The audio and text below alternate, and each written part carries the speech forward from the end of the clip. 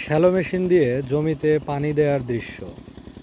ওই দূর পয়েন্ট থেকে পানি উত্তোলিত হচ্ছে, আর এখানে নালা তৈরি করে দিয়ে সেই পানিটা বিভিন্ন জায়গায় দেয়া হচ্ছে।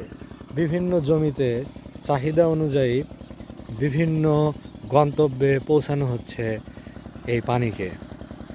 কৃত্রিমভাবে সেচ না দিলে এত শত ফসল উৎপাদন করা সম্ভব না, কারণ প্রকৃতির উপর নির্ভর করলে এই বৃষ্টির সিজনটা থাকে যে সময়, তাতে করে ভর বছরই সারা বছর জুড়ে বিভিন্ন ফসল উৎপাদন করতে হয়। যদি কৃত্রিম সেচ না থাকতো তাহলে এত সব ফসল উৎপাদন করা সম্ভব ছিল না। এভাবেই পানি একটা স্থান থেকে অনেক দূরবর্তী বিভিন্ন জমিতে পানি সেচ দেওয়া হয়।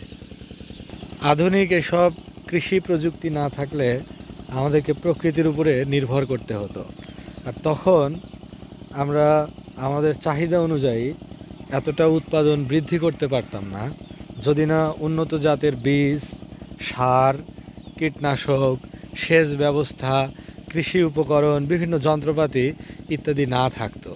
সেক্ষেত্রে হতো, তবে পরিমাণ কম হতো, আমাদের চাহিদা অনুযায়ী উৎপাদনটা হতো না।